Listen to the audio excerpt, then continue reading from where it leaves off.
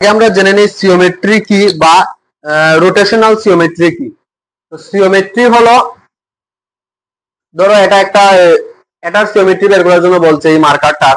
তো যদি আমরা এটাকে দুটা পার্টে ভাগ করতে পারি, আর যদি দুটা পার্ট যদি সেম হয় দেখতে, মানে এই সাইড আর এই সাইড যদি এখানে পার্ট করলে দুই সাইড যদি সেম হয় দেখতে, তাহলে কিন্তু এটার সিওমেট্রি হবে। তাহলে এই বস্তুটাকে যদি আমি এইভাবে কাটি, তাহলে কিন্তু বোথ সাইড কিন্তু সেম হবে শেপটা।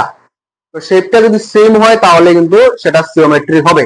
তাহলে দেখবে যদি এই ডাস্টারটার সিওমেট্রি কয়টা হবে সেটা আমাদের বের করতে হবে। যেমন এভাবে কাটতে পারবো একটা, বোথ সাইড সেম হবে, এইভাবে একটা কাটতে পারবো, বোথ সাইড সেম হবে।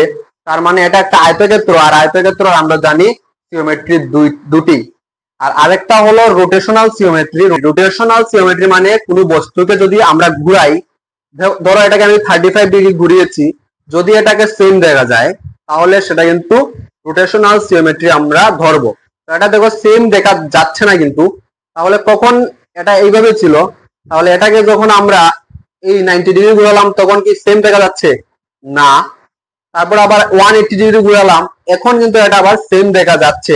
মানে এটার একটা আমরা পেয়ে গেছি একটা রোটেশনাল সিওমেট্রি। তারপর আবার 360 ডিগ্রি রোটেট করলাম, রোটেট করার পর কিন্তু আরেকটা সিওমেট্রি পেয়ে গেছি। মানে টোটাল এই আয়তক্ষেত্রে দুইটা রোটেশনাল সিওমেট্রি কিন্তু আমরা এখানে পেয়ে গেছি। তাহলে না 35 ডিগ্রি ঘুরালে কিন্তু আমরা তার কোনো রোটেশনাল সিওমেট্রি পাবো না, না 5 ডিগ্রি ঘুরালে পাবো, শুধু পাবো 180 ডিগ্রি ঘুরালে। সবগুলা নির্ভর করে সেই বস্তুর শেপের উপর, সেটা কিন্তু আমাদের খেয়াল রাখতে হবে। এর কারণে বৃত্তের যে রোটেশনাল সিওমেট্রি, ধরো একটা বৃত্ত, তাকে যদি আমরা ঘুরাই, তাকে কিন্তু 1 ডিগ্রি ঘুরালেও কিন্তু সেই বৃত্তটা সেম থাকবে। তার কারণে বৃত্তের রোটেশনাল সিওমেট্রি কিন্তু অসংখ্য হয়। তো এগুলা কিন্তু সবার জানা থাকা উচিত।